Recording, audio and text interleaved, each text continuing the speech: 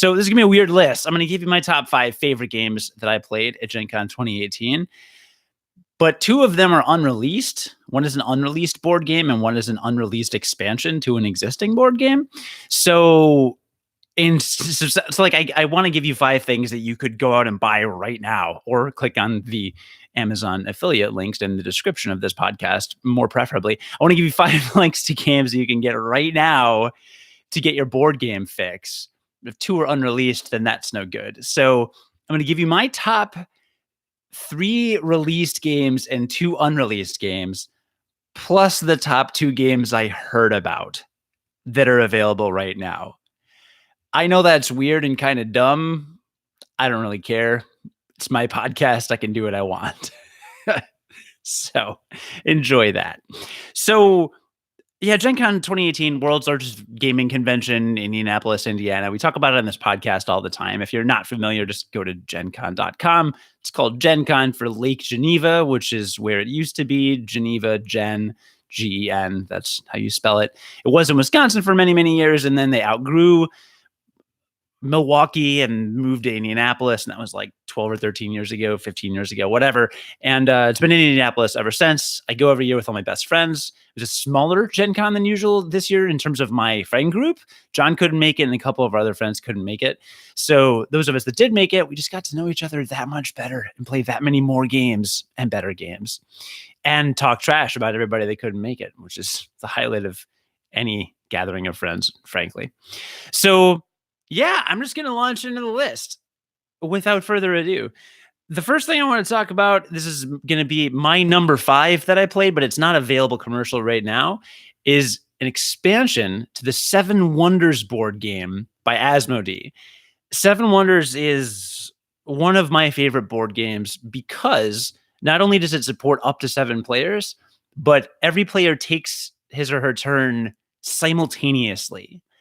And that's so cool because with my group of friends, you've got that one gamer, sometimes 2 actually, that just take forever to strategize.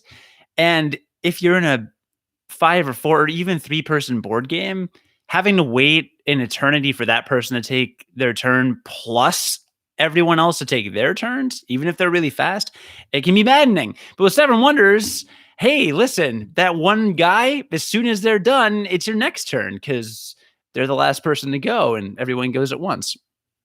I've talked about Seven Wonders on the show before, so you can look at our podcast archive if you're interested in learning more about that game. But what really struck me was the expansion that I played, and it's called Seven Wonders Armada.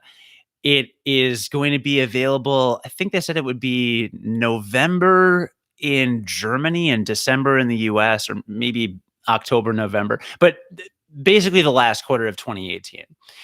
The Seven Wonders has a few different expansions out. There's a cities expansion, which gives you a few extra cities. It's not anything super complicated, but it adds a little bit of extra variety to the game. And then there's Seven Wonders Leaders, which adds a leaders phase and different leaders that you can play kind of at the start of each age of your civilization. That's a really popular expansion. A lot of people really love leaders. I own leaders and I play with leaders most of the time when my friends and I play. Then there is Seven Wonders Babel. Now, I didn't know this, but I've played Seven Wonders Babel before, but it kind of disappeared. Like, I feel like I had a friend that used to have Babel, and we would play a few games with Babel, and then we just stopped playing it, and Babel never came up again, and I keep forgetting that Babel exists. Well, when you go to a gaming convention and you get you sit at a table full of strangers who are really, really interested in trying an expansion to a game, turns out that those people are really big fans of the original game, the base game, Seven Wonders, and they've played it a lot and they know a lot about it. And the consensus at my table when I demoed Seven Wonders Armada was that Seven Wonders Babel is kind of the black sheep expansion, that it just isn't very popular. And perhaps board game geek consensus is that it's not that good. So let's skip Babel and go on to Armada. So leaders, great expansion. Cities, good expansion. Babel, not such a great expansion. And that brings us to Armada. Armada adds a separate board to the game, and for each player, actually. And right off the bat, you think about that and you're like, all right, it just makes the game more complicated. Not good at all. However, I give this 5 stars out of 5, 10 stars out of 10. I mean, this expansion is the perfectly designed expansion to add another dimension to Seven Wonders, but not overly complicate it. I won't explain all the game mechanics, but essentially there are 4 tracks of boats, and whenever you play a card whose color corresponds with one of those tracks, you advance the boat, and then you get bonuses as the boat advances. What's cool about this is that throughout the course of the game, Seven Wonders, there's 5 or 7 or 6 or so different. 7 would be appropriate. There's 7 or so victory conditions. You can play green cards to get points for science, red cards to get points for military, yellow cards to get points for commerce, etc. Blue points for just building, buildings, I guess, and getting points.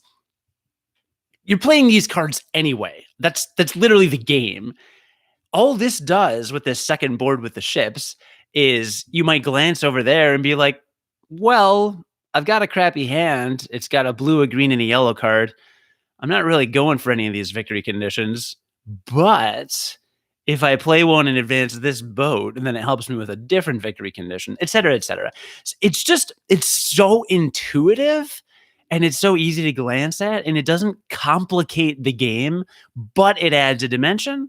And the most important thing about this expansion is that it addresses the number one issue our friend Icebag John has with Seven Wonders.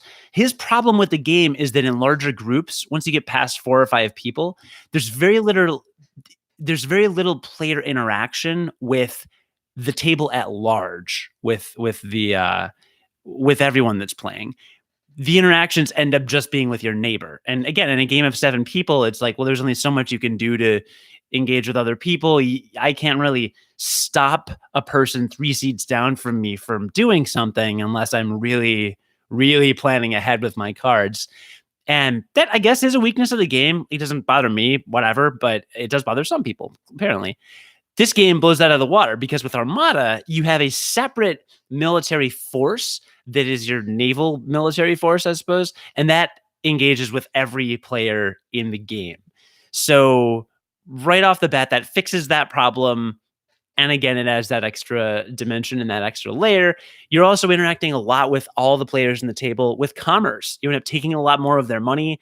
You end up having to have a commerce level that acts as kind of a commercial defense against other trade deals. So it's just very well fleshed out. It's super well balanced. It was amazingly fun the first time I played it, and I highly recommend that. Seven Wonders Armada. You can find links to Seven Wonders and the Seven Wonders Leaders expansion, which are available right now in the description of this podcast. But definitely consider Armada when it comes out. It is not another Babel. Now that the game's not out, so I'm going to put on my top 5 list another game that my friends played extensively that they were pretty much obsessed with all weekend, and that game is called Azul. Azul has an 8.0 on Board Game Geek. It's by Plan B Games. I watched a tutorial video on how to play. I didn't really entirely understand it. It has something to do with placing tiles. Seems very strategic. Obviously, it's a board game, so it's strategic. But when I say strategic, I mean like in a kind of simple, accessible way. All of my friends were raving about this game, and that's all I can really tell you about it. So go watch a video of it. Again, it's got an 8 on Board Game Geek. It's by Plan B Games, and that's out right now. So you can find links to that. I probably shouldn't just randomly, haphazardly mention games I've never played before, but like I said, it's my podcast. I can do what I want. All right, number 4 on my list of favorite things. This actually might have been the most fun I had playing a game at Gen Con. But I played a demo of Dragon Ball Z, the Board Game Saga is the name of this game. It's by Lynnvander Studios, and I was demoing an early build of this game. And apparently this game has a very, very strange history that I did not know about before the convention. So before the convention, I signed up for a lot of games, which I don't usually do at Gen Con, but I decided this year, let's try some new board games, see what happens. And my friend Will was very skeptical. He's like, I've never heard of this Dragon Ball Z, the board game. I've never heard of this Lynnvander Studios. I'm not sure it'll be good. Oh no, that was Hail Hydra he was talking about. Never mind. There was another game I demoed by an unknown studio, and he's like, I am skeptical. I bet it'll be bad. That wasn't this. But Dragon Ball Z, the Board Game Saga. Lynnvander Studios, I'm not super familiar with a lot of their games, but they do have an extensive collection. Apparently, this game was originally in conjunction with Jasco Games, and it was demoed last year at Gen Con 2017. I looked up the website. I looked up reviews of this game from Gen Con 2017, and it is literally nothing in any way at all like the demo that I played. So I don't know what happened last year, but Gen Con 2017, they had a playable demo of a now unrecognizable game in conjunction with another company, and it was slated for a Q4 release in 2017. And now I played the demo in 2018. I don't know anything about Jasco Games. I didn't see it mentioned anywhere. And it says it's slated for release in Q4 2018. So here's hoping, knock on wood, that they do a better job of actually releasing the game this year than they did last time, because I don't know what the full story is. What I can tell you is that the demo I played was extremely fun, and what the staff running the event told me that they're hoping for release at the end of this year. Right now, they're waiting for approval on images from probably Bandai or whoever owns the license in the US to Dragon Ball Z. They're talking about, so like they design a Krillin card, they put a photo of Krillin on it, they write the little flavor text, they send it off to the brand people, and the brand and marketing people then have to look at the card and be like, okay, is this the right image for Krillin out of the 300 series of Dragon Ball or Dragon Ball Z that we want to use? Is this the right flavor text? Do we have a different quote? So marketing's got to get all that approval stuff or whatever. So the game version that I played, they literally sleeved magic cards and had printed, like on a printer, just a color printer, they'd printed these cards and inserted them so that they felt heftier and they had the working art on them. So that's the way it was. Dragon Ball Z, the Board Game Saga, is a co-op board game where you play as the good guys from the Dragon Ball Z anime and you fight the bad guys. You go through, supposedly in the final game, you'll go through all of the sagas. So the first one, you fight Nappa and then Vegeta, and supposedly later on you'll fight Frieza, presumably Cell, perhaps Majin Buu. I'm not sure if they're going that far, if they're stopping with Frieza or Cell saga, but they're basically bosses that you kind of go through in this, and you go through multiple sagas of the Dragon Ball Z series, essentially. Like I mentioned, it's a co-op game, and it was super fun. It was super fun. I demoed it with my friend Logan and some random stranger. It's supposed to be 4 of us, but fourth person never showed up. So I got to play as 2 characters. Haha! I want to note also, I mentioned that all the sagas will be included in the final version of this game, supposedly. What they did was they walked us through the first saga, that we got to demo the first saga. So we got to demo fighting Raditz, then fighting Nappa, then fighting Vegeta, and then that was it. Yeah, presumably there's more to the game, but whatever. And by giving us a limited experience, they gave us limited cards. So there were certain abilities where it was like there was only one level 1 ability available for everybody to take once they reach a certain level. Whereas in the final game, there will be several. For this reason, I think the game is probably a little less well-balanced than the full version will be. I'm presuming they play tested this game with 500 cards, let's say, and then they're like, all right, let's give people a dumbed-down experience. All right, all the phase 1 cards are, all right, that's like 80 cards. All right, now we got 80 cards. All right, what 80 cards can we just pull to make it the best kind of first time entry level experience? Nothing too complicated, nothing with too much flavor text. And then we ended up with these kind of like mini distillation decks for the game, and then that's what we played with. So that aside, even knowing that we were just playing with a chunk of the game, it was super fun. And I got to tell you, they know how to use a license. Holy crap.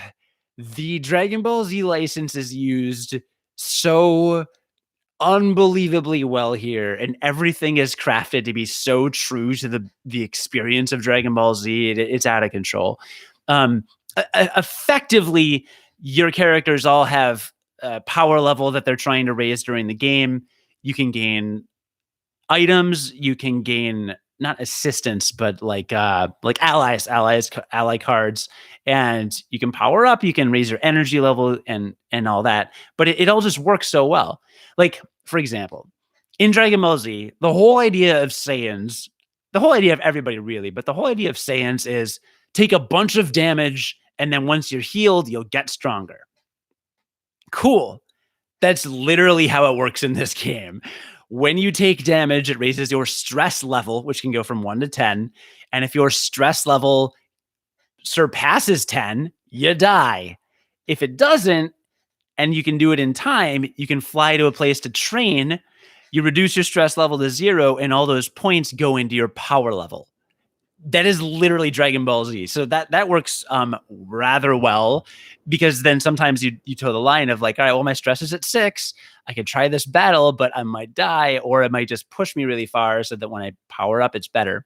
You do get a special ability once your power level is over 9,000. So they've even addressed that in the game. And there's a couple fun ways to level up. Another great use of the license.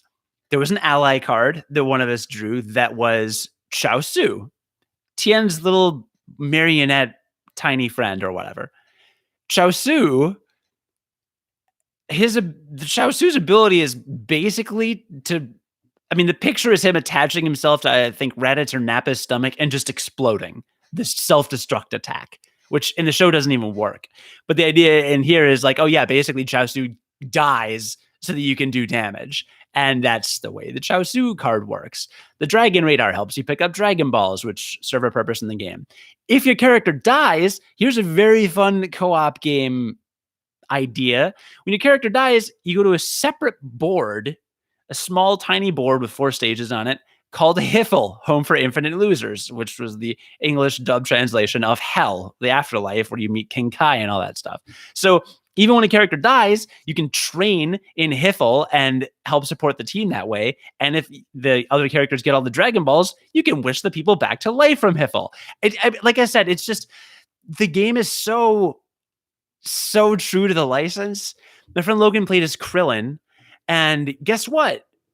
In the main battle area, kind of in the center of the board, when you go to engage Raditz or Nappa or whoever in battle, you can be in either an active zone, which is, a bunch of boulders somewhere for some reason and rocks in this desolate, empty space, or the inactive zone, which is kind of like where Yajirobe usually spends his time, just kind of crouching and hiding behind rocks, which happens in the show.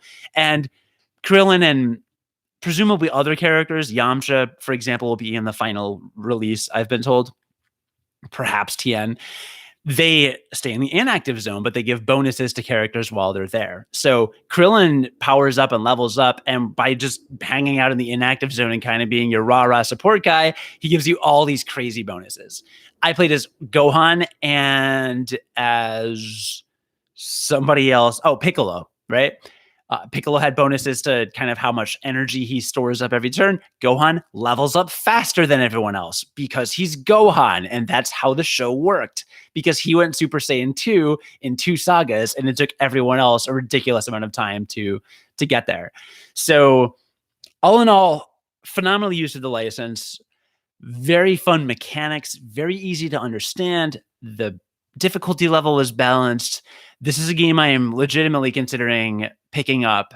If you're a fan of Dragon Ball Z, keep an eye on Lynnvander Studios' Dragon Ball Z, the Board Game Saga. It's hard to keep an eye on. I don't remember if they had an email newsletter on the website, but I remember their website not being super easy to find stuff on. It's very strange. This whole Lynnvander Studios thing is, they're a little odd. You can follow them on social, but not sure if there's an email list. The website isn't divided in such a way that makes it really easy to find everything. Kind of strange, but whatever. Lynnvander Studios, Dragon Ball Z, the Board Game Saga. Hopefully release Q4 2018. Now again, I mentioned, that's not out yet. So what's another board game that I recommend? The other board game that I'll recommend for those of you that now really want to buy something. The game of the year for the last since it came out is Gloomhaven. If you've not heard of it, then you must not be a board gamer. It was designed by Isaac Childress and it was released via Kickstarter. Has a 9.0 on Board Game Geek. And my friend Max summed it up by saying he was, I think, in the middle of his first session with his girlfriend and a couple other people. And I think it was before they had even finished playing their first session. She said, I'm buying this right now. Or she had already gone on Amazon to purchase it. It's, I guess, kind of like a standalone Dungeons and Dragons-esque kind of dungeon crawl game that's just played with people. And I guess it's a successive campaign. So you would play multiple adventures over time with the same group of people. And it's not super cheap. It's like $100, $120 to buy. But every single person I've talked to about this game is pretty much obsessed with it. So if you're interested in role-playing games, or you want to get into like a D&D light kind of situation, or you want to get together with friends, but maybe buying a bunch of D&D source books and other role-playing books is a bit too much of an ask right now for you, check out Gloomhaven. I can't say enough good things about it other than I really want to play it, and I'm mad that I didn't get the chance to. Haven't gotten the chance to yet, rather, I should say. All right, now before I get into the top 3 favorite games that I played that are commercially available right now at Gen Con, I want to mention an honorable mention because it's not a game, it's an expansion. I played Terraforming Mars Prelude with a couple of my friends. Terraforming Mars, we've also talked about on this podcast. I love Terraforming Mars. It's a super addicting game by Stronghold Games. You terraform Mars, surprise, surprise. I don't remember what kind of game it is. I don't think it's a deck building game, but I don't remember what kind of game it is. I mean, I know what the game is, but you know, like there's like all the nomenclature in the gaming world. It's a deck building game. It's a resource harvesting game. It's a something control game, whatever. It's probably pretty important that I remember what what kind of game I'm talking about, though, doesn't it? It is Terraforming of Mars on Wikipedia, by the way. Yeah, not really helping me here. It is it is a type strategy. It's an industry manufacturing game, card drafting, tile placement. Board Game Geek, you suck. You're not helping. Whatever. Terraforming Mars is super fun. Prelude is designed to make the game go by a bit more quickly. Sometimes games of Terraforming Mars go 3-4 hours. This is designed to make it go faster. We did not play by all the rules. When you're playing with certain expansions, you're actually supposed to advance tracks automatically to make the game go faster, and we didn't do that. So we played with this expansion meant to speed up the game, but at the same time, we slowed down the game by not obeying all the rules. So it still ended up taking us about 3 hours to play, but it was super fun. What I liked about Terraforming Mars Prelude is that you start basically with 2 cards that just boost you, so you can start doing more stuff right away. There's not that first few turns of like, okay, well, I can buy 2 cards and play them, and that's my turn. You're in it when you play with Prelude because you're just already jump started, and it's like, oh, holy crap, I can buy 5 cards and I can play all these cards. So just gets you in the action more quickly, and we loved it. So if you own Terraforming Mars, Prelude is a must have, I want to say. We also played with the Venus expansion, which is quite good, but I don't think it's as fundamentally important to the game experience as Prelude. So I'd say if you're going to get one, get Prelude first. Venus is also good, but Prelude has an 8.6 on Board Game Geek. So Terraforming Mars Prelude, very, very good. Any game that makes a longer game a little more fun and accessible and fast paced, I think is a good thing. All right, my top 3 games that I played at Gen Con 2018 that you can buy right now. Number 3 is One Deck Dungeon Forest of Shadows by Asmodee Games. I played this with my friend Will, and it's a dungeon crawl card game where you play cards in a dungeon and you have a little character card with a couple tokens on it and you fight your way up through the dungeon. Let me frame this by saying I'm not just a sucker for licensing ideas that seem fun and nostalgic. For example, I played Boss Monster or Boss Battle, the card game. I think it's called Boss Monster. I bought that and I bought the expansion and I played it like once or twice and I was like, this isn't a great game. I love the art on the cards. I love the concept. Anything that takes pixel art and is like, oh yeah, NES dungeon aesthetic. Yeah, okay, I'm into that. But if it's not fun, that sucks. One Deck Dungeon was fun and we barely won. We got to the final boss. What's cool is you've got 6 different colored dice, and you basically are rolling them all for different things. Some are for poison, and some are for physical attack and magic attack. And the difficulty is really, really well tuned. Once you've rolled a bunch of dice, sometimes you roll like 13 dice in a turn, you place the dice on these cards to kind of defeat them, which means that there are different values you can put on different cards. You can arrange them in different ways. So let's say there are 8 things you have to overcome, 8 challenges across a couple different cards. You roll a bunch of dice. Oh, you got 6 passes. Cool. Well, I can put 6 dice down on these cards, but how do I arrange them so that the 2 uncovered problems that we didn't overcome, the 2 uncovered traps or the 2 uncovered attacks or poisons or whatever, how do we cover those so that we take the least penalty, right? And that gets to be really fun. It sounds probably more lame than it sounds, but it gets to be really fun because you're like, okay, well, if one of us takes poison damage, then we have to roll every turn to see if we take damage. But like, I don't have that much health, so I shouldn't just take 2 health right now. So maybe roll the dice. Oh, maybe we move it around this way. So like, you can't roll as many dice next turn, but then that could get us in trouble. So do you have to think ahead? Little decisions like that are really fun. And it was like super collaborative. It's kind of like a numbers geek game. I will say I was told there's going to be a PC version of this, maybe on Steam, digital version of this game. I don't think that'd be as fun, depending on how they let you allocate the dice. If you roll and it just auto allocates for you and then lets you move it around, then that's literally part of the fun of the game is deciding what die to put where, which sounds not fun, but it totally is. So I'm skeptical about the digital version of this game, but if you get a chance to try One Deck Dungeon Forest of Shadows, try that. There are variants for multiple different numbers of players, and I think you can even play it single player. I considered getting it just for me, but then I was like, well, how often am I going to sit at a table and just play a strategy card game by myself?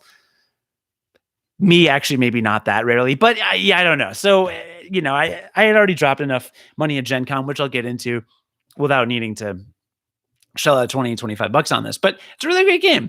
And I don't have a Board Game Geek reading on here, but I'm sure it's on there. So One Deck Dungeon, Forest of Shadows. Number 2 on the games that I just loved playing is Root, a game of woodland, might, and magic by Leader Games. This has an 8.5 on Board Game Geek. This is a super, super fun, cute game. The premise is cats have taken over the forest, and different woodland creatures want to take back the forest. And that's it. The art is really cute. It's, I think, appropriate for children, but I think that it's probably a bit too advanced for a lot of children because it's an asymmetric board game. That's exactly what it sounds like. It just means that every character, every player has different abilities, different goals for winning, different victory conditions, different strengths, different weaknesses. Those are hard games to learn to play well. Chaos in the Old World is the same way. It's another game that we talk about a lot on this podcast. It's also an asymmetric game and can be very, very tricky if you don't know how to play the character you're playing. But in Root, I won, so apparently I knew what I was doing, or I was playing as a broken character. Depends on who you ask. But that said, it is a really fun game. I played as the Foxes ? And they have this weird kind of like getting sympathizers in parts of the forest ability. So it's like this weird kind of guerrilla warfare rebellion kind of character. personality. And then my friend Logan was cats, and they just have hordes of cats everywhere. And my other friend Guy played as a bird, and the birds just make nests that are disgusting because birds are gross. And I don't remember what animal Max played as, but he kept buying items from me that I was crafting. So there's a huge amount of player interaction, massive amount of player interaction in this game. You're pretty much always interacting with players, trying to gain control of these different parts of the forest, the clearings in the forest. And if you want to switch things up, on the side of the board that we played, there's, let's say, 10, 12 forest locations. They each have their own different attributes. There's, I think, 3 different major attributes a forest can have. Well, if you flip over the board, there's the same number of clearings, but it's wintertime. So there's snow on everything, and there's no icons on those spaces. So you can take tokens, and those 3 categories that are predetermined, and those 3 categories are assigned specifically to spots on the spring summertime side of the board. You get to decide where those go on the winter side, which means there's a lot of variety. There's also an expansion or 2 for the game with new character classes. But Root, actually, Gen Con's official email newsletter sent out a list recently of some press coverage from Gen Con 2018 with different articles on top board games people played. And at the bottom, they say, here's a list of the board games that made it on everyone's top game list. And Root was right at the top of that list. So this is nothing, earth-shattering news or anything. It just so happens that it's a very popular game and people were really happy about it. And 8.5 on Board Game Geek, not so bad. But I can confirm and speak to the idea that Root is a really excellent game. Again, though, I will say, our friend Sam was tweeting at us during the convention and said, is it age appropriate? Can my kids play? And I was like, look, the theme is appropriate. It's perfectly kid friendly, but yeah, the strategy, and he's got smart kids. I'm sure Sam's a smart guy. Sam's the video game attorney. I've interviewed him on this podcast before.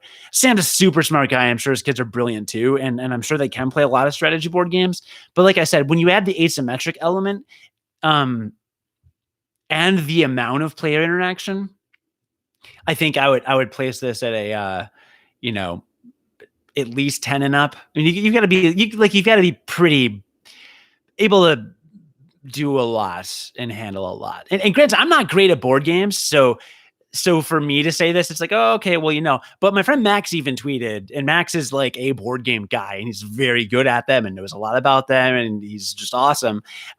Even Max said, like, yeah, I don't know. I mean, like, the youngins could have, just because they can play Settlers of Catan or whatever other strategy board game doesn't necessarily mean that does give me the easiest game. So to keep that in mind, that it's less of a casual strategy board game, probably the most difficult, complicated, advanced board game on this list, unless Azul is hard, which it doesn't sound from anything that I've read that it is. But I highly recommend Root, a game of woodland, might, and magic. And that brings me to my final game that I want to kind of talk about and review. It's the game that I was compelled to play all weekend, yet again. This was probably my top game of MartinCon 2018, and it is Mystic Vale by AEG, which stands for Alderac Entertainment Group, in case you didn't know. This is a deck building game. Aha, I knew that term. It's a deck building game where effectively you purchase cards that then go in your deck, and then you shuffle your deck. And then later, you've either got these really high-powered cards that you bought, or you're buying more cards. That's the way it goes. What's very unique about Mystic Vale is that you get, let's say, 20 cards in your deck, and they're all in sleeves. The cards you buy are not cards. They are clear card size. Okay, they're cards, but they're transparent, but they have text and abilities on either the top, center, bottom, or sidebar of the card. Which means that when you buy cards, you're not just adding a card to your deck, you're sleeving an existing card. This means if there's a card in your deck with negative effects, maybe you can sleeve a card with that has positive effects to cancel it out. Or you can just leave in a card that makes it more powerful, so that negative card is more worth it. Or you can double down, make it an even more negative card, give yourself a bunch of advantages, but focus all your negativity on a couple different cards and just try to avoid those. It makes the possibilities outrageous in the game. And there are 10 expansions. 10 expansions. So how am I going to talk about this? We'll go through a few of them. I can't confirm that I've played all of them, but I know a few and I know what they do and I know how much they add to the game. Mystic Vale Mana Storm has an 8.0 on Board Game Geek, and that includes new amulets. Amulets are a very simple game mechanic where basically if you screw up a turn, you get a bonus for your next unscrewed up turn. Nice little safety net. Very important to having the game. It's one of their highest rated expansions, so probably get Mana Storm if you can. Mystic Vale Veil of the Wild has an 8.1. That's the other top rated expansion. Mystic Vale Veil of the Wild introduces leaders, and leader cards completely change the game and give you a brand new strategy, a whole new way to kind of envision the goal of your deck. It's one of those cards. There are a lot of games like this, right? Where if you get a certain card at the start of the game, you look at it and you're like, all right, I'm going to build on this and that's how I'm going to win. That's what this is, Veil of the Wild. It really gives you a thing to hone in on. And that's nice to have that guidance. And it also keeps the game really interesting, frankly. Then there's the expansion that we played that I want to talk about a little bit, Mystic Vale Conclave. It's only got a 7.4 on Board Game Geek, but it expands the game from 4 to 6 players, and now 2 players take their turn at the same time. Mystic Vale is already a pretty quick game, relatively quick game, because as the other players are taking their turn, you kind of set your field and prepare your next turn. So you already have your cards laid out and you kind of know what your hand is for your next turn before it even gets to you. Once you've expanded to 6 players, we played it with 5. 2 people go at once. One goes during the daytime and one goes during the nighttime.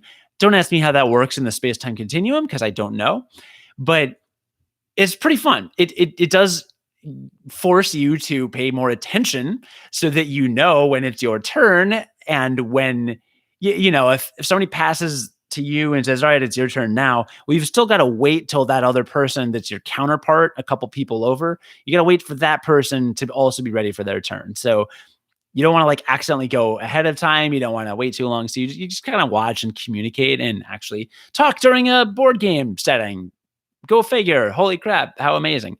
But Mystic Vale Conclave was really, really great. I liked the 6-player action. I liked 2 people going at once. It was really fun. There's one other expansion I want to mention for Mystic Vale, and it's called Mystic Vale Twilight Garden. That was released in July.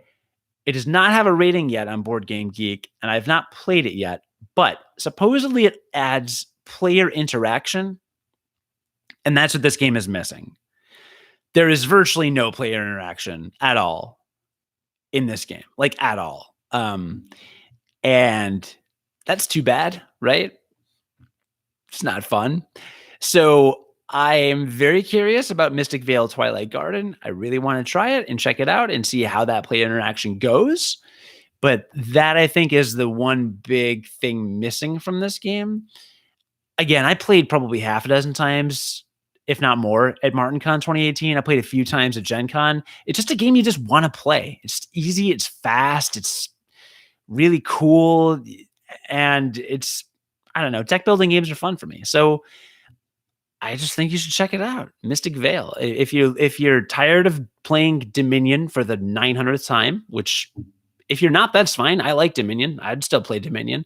But Mystic Vale, I think, is a really nice, kind of newer, updated, cool mechanic kind of version.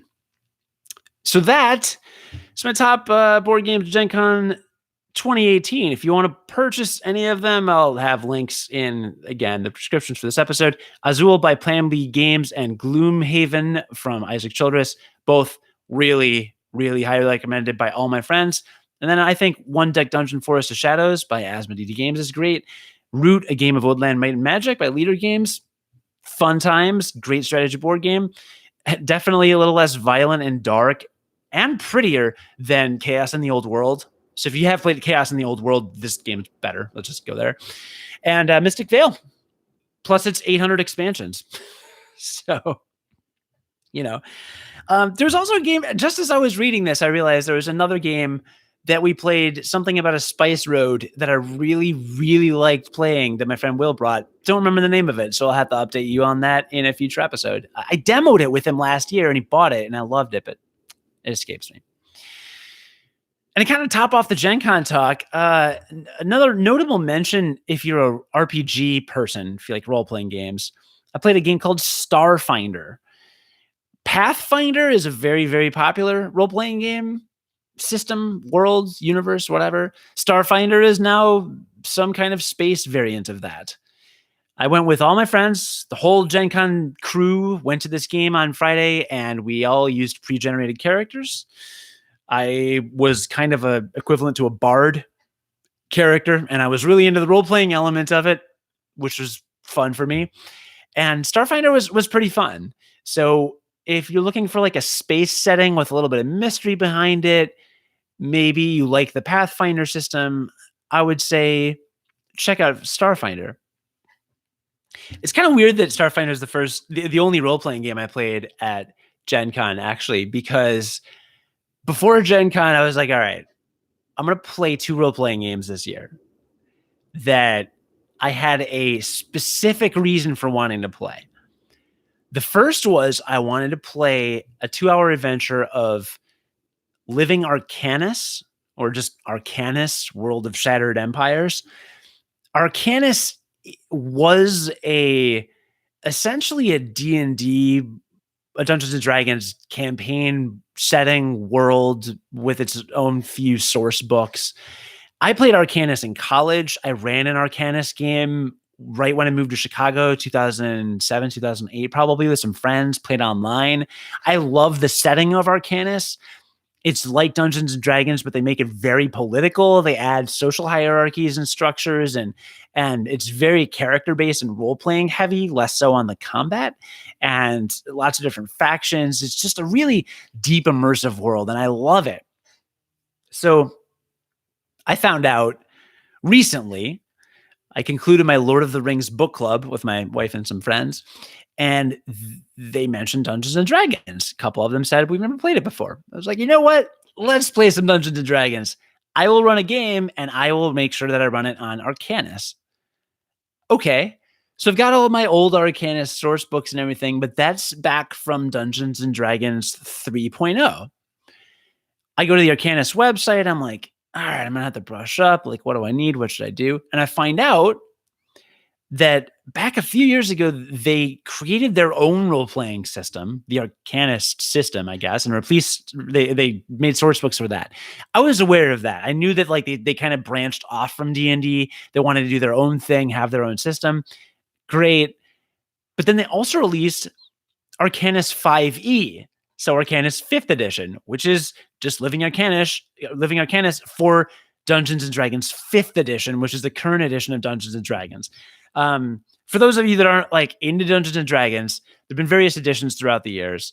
3.0 or 3.5 is what a lot of people played for a very, very long time. It was at least a decade when I got into it. 3.0, it was just like where it was at. Then Wizards of the Coast released Dungeons and Dragons 4.0, 4th edition, and not super popular. They had, I guess for lack of a better term, dumbed down some of the mechanics and simplified a lot of things. And it was described to me as more video game-like, or I guess a little more shortcutty. And it wasn't very well received. A lot of people played it. People probably love it. But I think it didn't quite hit the mark necessarily. And that's reflected in the resale price, because I have a couple 4.0 books that I would like to sell on eBay. And they, most times, role-playing books like Rifts books or Dungeons and Dragons books retain a lot of their value. Not 4.0. No. I've got hardcovers that are going for less than $10. So yikes. Okay. Not getting a return on investment there. But 5th edition is, I guess, very popular. 5th edition kind of like redid it right and reintroduced it to a new generation. So I didn't want to start an Arcanis 3.0, 3.5 campaign with my friends if they're not rating new adventures for it, or, I don't want to get in the middle of the storyline and then it gets cut off or whatever. So my goal was go to Gen Con, play Arcanis 5e, get used to the battle system and the rules essentially, and the skills and the characters and all that stuff, and then come back with maybe a couple new source books and run a Dungeons and Dragons campaign with my friends. I skipped the Arcanis event. I don't even remember why. I think I was just tired of events or hungry or something happened. So just blew it off. Totally blew it off. Didn't do Arcanis at all. I did drop a ton of money, though, on their brand new hardcover campaign setting, which I'll hold up for the YouTube audience. It's a beautiful book. Amazing art in it, like really well bound and everything. What I was a little miffed about is I walked over to the Arcanis booth. The company, I believe, by the way, is Paradigm Concepts. It is Paradigm Concepts. Paradigm Concepts, great company. I go up to their booth. The guy's working there. He's the same guy I talked to literally 8, 9, 10 years ago about Arcanis at Gen Con. I remember this guy, right? He's like their owner or something. I go, hey, look, I'm going to be playing Arcanis with a bunch of people that are really into the role-playing heavy aspect. What'll be simpler and easier to pick up? The Arcanis system or the 5e system? He's like, I was like, what? Give me what I need to run a campaign with my friends. He's like, I got just the thing for you. This is the campaign setting. It's got the whole world and all this, blah, blah, blah. And there's some other giant hardcover book. He was like, this is like, I don't know, Whisper in the Wind or some whatever. It's got a bunch of adventures and blah, blah, blah. I'm like, all right, cool. Adventures are good. And then he's like, this is a Kickstarter exclusive convention special. We'll only sell them until we run out. It's got 2 really detailed adventures in it. You might want to get this too while I get the chance. All right, fine. So drop like $100 on these 3 books. So I get home. And I didn't like look at them, right? I'm talking to the guy. I just assume he's telling the truth. So he was, but with some caveats. So the Kickstarter, we'll start with the Kickstarter. The Kickstarter, which I cannot believe I bought, is 2 adventures, yes, for like 8th to 12th level characters. If you don't know D&D, it takes like 2 years of playing every few weeks to get to that level. Like this is not a thing I'll probably ever get to run with my friends unless we stick with Arcanis for a while. So that was annoying. It's essentially useless to me until the time, if and when they get to that level. This other book, which I don't even remember the name of, it's in the next room. It's all stories. It's literally like, oh, here's the story of the world of Arcanis and like a bunch of history. I don't even think there's a single adventure in there. So it's like, this is utterly useless to me. I mean, yeah, it's a cool world and a setting, and like I might read it for fun, but I said, what do I need to run a game? That is not a thing I need to run a game. And then the campaign setting is awesome, right? It's like a Dungeon Master's Guide, but for me. But if you go to Paradigm Concepts website, they have a thing called either a player's guide. I printed like 5 of them. I don't remember the name of it, but they have a separate document, like Arcanis something setting, that is a free PDF on their website. It even says in a giant watermark, free, not for resale. Free is written on it. It's like a 36 page PDF, much smaller than this it's probably, I double-side printed it. So there's like 60 pages or so. This campaign setting, right, is like 350 pages. So it's like dense, it's intense, it's got a lot more detail and everything's more fleshed out. But the document that's free on their website contains literally everything you need to build a character. Every character class, every race, all the settings, just in a condensed version. So like if you want to get started with Arcanis 5e and 5th edition and you've got a 5th edition player's guide, literally go to Paradigm Concepts. You can download all of their adventures and character sheets and an entire like campaign setting guide for free and print it out, instead of buying this like $50 to $60 hardcover, which again is beautiful and contains a lot of details that that free PDF doesn't contain. But like, totally unnecessary. Like when I said, what do I need to start a 5e campaign? He should have literally said, go to our website and download everything for free, because that's what I ended up doing.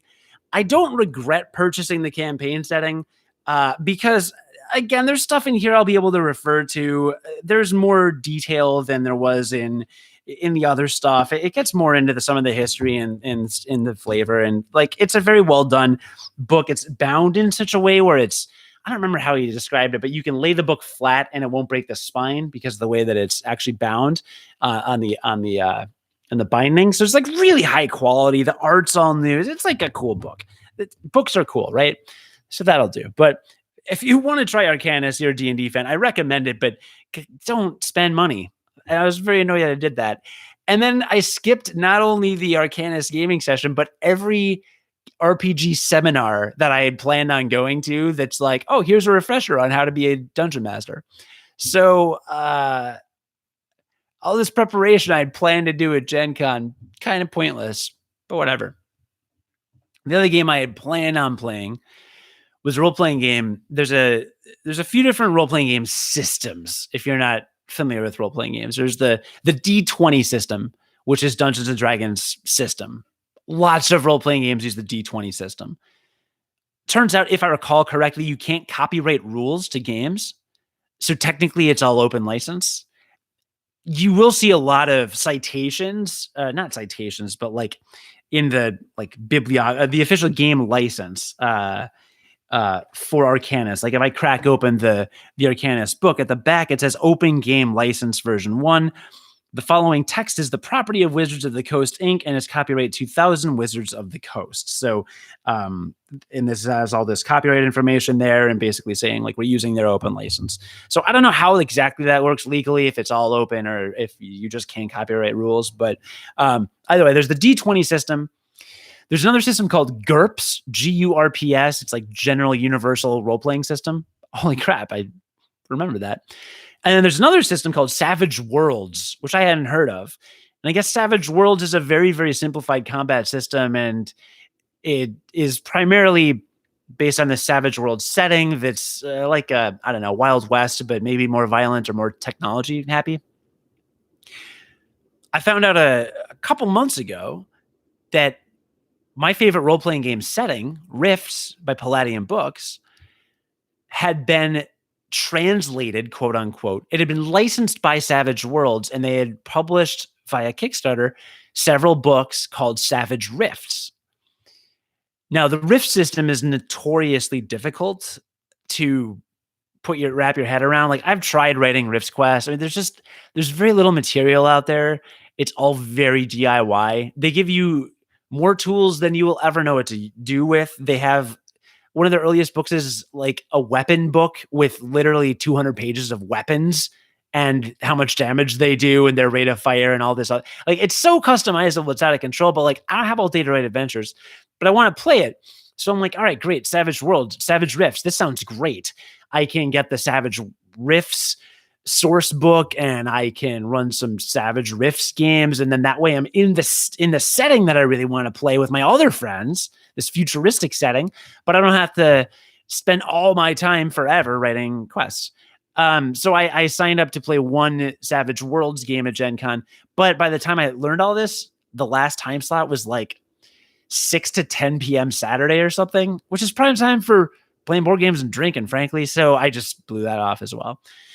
But I was excited, and I still want to check out Savage Rifts. I would just like to play a Savage Worlds game with someone who knows how to play it before I buy a bunch of books like I did with Arcanis and dive into that world. But notwithstanding, I had a lot of fun playing Starfinder, even if I skipped the Arcanis and Savage Worlds games that I had actually planned on going to. And in the future on this podcast, you're probably going to learn about me playing 5e Arcanis, the World of Shattered Empires. It's a cool setting, and I'm excited to get back into being the dungeon master. And I'm curious to see how my wife and many other people feel about the game.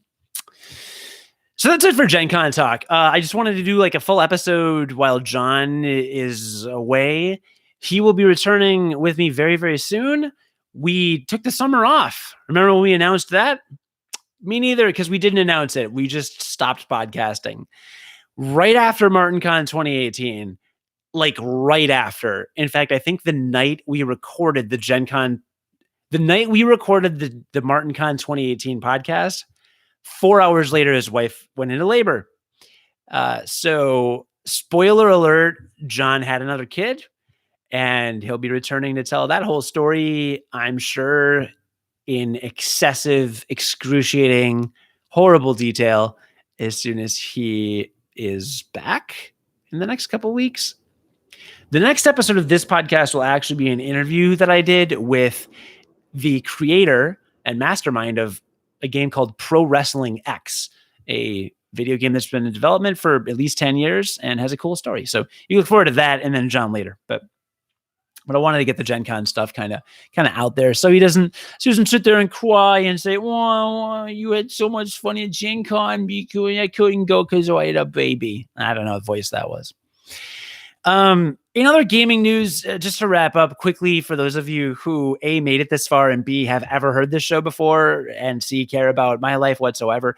In gaming news, I, over the summer, reached level 70 and caught up with all of the main story quests in Final Fantasy XIV. This is the first time I have ever reached the end of a massively multiplayer online RPG and reached what is, I guess, probably colloquially known as endgame. Endgame content in an MMO is interesting. You basically replay the hardest stuff over and over again to grind. Grinding is what it's called in the gaming world. You grind the same stuff to get better gear, which helps you grind it better. But then you can also do custom stuff like make custom outfits. And I don't fully understand it. So I reached the end game and I'm like, I don't really want to fight Kefka 30 hours in a row, or because Kefka is a optional boss. It's really fun to fight in this game. I like fighting Kefka, but not 30 hours in a row. And it's like, I don't need this much mindless repetition. So what I did instead was I found a bunch of quests, just random, fetch quests around the whole world of Eorzea, where, someone's just like, oh man, I sure wish I could go hunting. Can you kill 3 things for me? And then you just do that like a zillion times. Anytime someone gives you a quest, there's a little icon on the map. So I went through all the maps and methodically removed all those icons by doing all the quests. So it's kind of like a weird obsessive compulsion that I had to just all right, let's clear the map so they're clean of all these weird icons, and then I will have fully immersed myself in the world by learning all these side stories and gained a couple levels as my other classes. So I found ways around it, but it's been weird to be at the end of an MMO. And when John gets back, we'll maybe talk a little bit more about that and his experience doing endgame in World of Warcraft. And if you are a nerd, which you have to be if you made it this far on the podcast, you can follow my website, codygoff.com, because soon my wife and I are going to be blogging a series where we review the best, worst, and weirdest episodes of Star Trek, the original series. We finished watching all 79 episodes of the original series. The pilot also was watched, by the way. I don't know if that's part of the 79 or not. But we finished watching every episode. We sat down and make a couple lists and be like, what were the best? What were the worst? What were the most potentially problematic? What were the funniest or the most thought-provoking? So I'm going to be releasing that on codygoff.com. And just if you're a nerd, I had never watched the original series before. I was a Next Generation guy growing up. And I saw a lot of Deep Space Nine and Voyager as well. But it's interesting. Should be hopefully entertaining for you nerds out there. And other than that, thank you to our sister show, Game Life Balance Australia. AC and Rob shamelessly plugged my day job podcast, The Curiosity Daily, which is a show that I do for my career. And they've been saying very, very nice things about it, which makes me feel weird because I'm used to men saying nice things, especially in this day and age in America, as we live in the age of irony. No one has time to be vulnerable or sentimental, but here they are just being friends of the show and giving my job a shout out, which is great because the more people actually pay attention to Curiosity Daily, the longer I'll actually be employed, which is a good thing generally. So thank you to the GLB Australia guys. You guys are great. If you want a regular, consistent, entertaining video game podcast, then please go to GameLifeBalanceAustralia.com and check them out. They actually release episodes every 2 weeks. They don't just say they will and then disappear randomly for 2 months because one had a kid and didn't tell you about it. They're just very funny, and I enjoy listening to their shows, even if they are completely wrong about the Nintendo 64, which I'll get into in the interview I did in my next episode of this podcast, bringing it back around. You see what I did there? Look at this, tying it back together, bringing it back. I don't know, bringing it back to that. Anyway, GameLifeBalanceAustralia.com. There's links to that in the show notes. It's a great show. Go check that out. To wrap up, man, it's been like talking to myself for an hour. What is this? Every other morning of my life. Speaking of Game Life Balance Australia, this episode of their show is divisible by 5. It's episode 65, which means it's Stream of Nonsense. Every 5th episode, the lads throw caution to the wind and set fire to their regular format for a free-form podcast extravaganza. So this is their copy.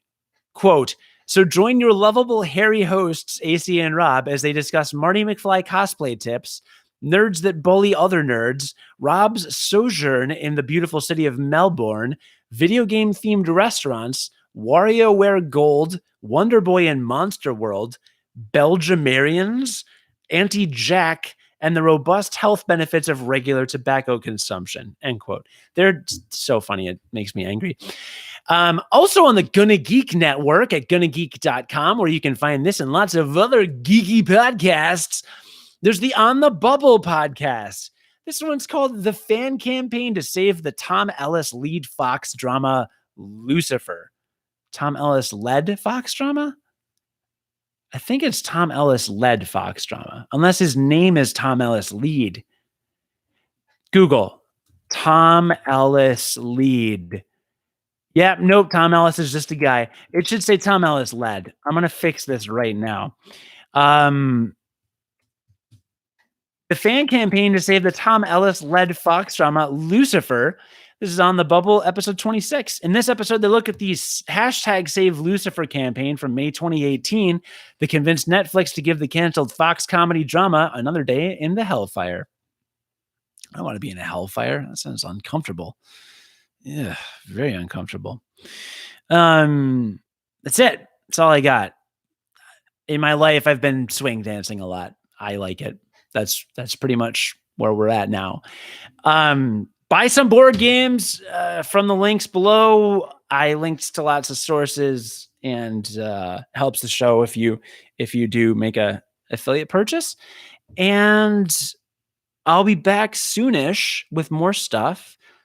If you do like me in any way for some reason, please consider checking out my other show, Curiosity Daily. It's a daily awesome podcast I do for my day job, and anyone who listens or leaves a review or shares it with friends or helps in literally any way helps me be employed with an income. Like, I can't stress that enough.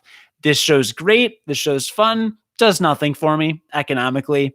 That's fine. But yeah, Curiosity Daily is a pretty fantastic show, if I do say so myself. And if you're looking for a strong female character, I do co-host it with a woman. We don't let women on this show because John and I don't talk to them, or they don't talk to us. It's hard to know. But it's just phenomenal stuff. So you can find more about that on curiosity.com. There's also links in whatever. Anyway, I've been going on too long. This has been an episode of Game Life Balance US, and we'll be back real soon with some regular programming, or irregular, or whatever you want to call us. Please, God, make it stop. I can't stop talking. Game hard.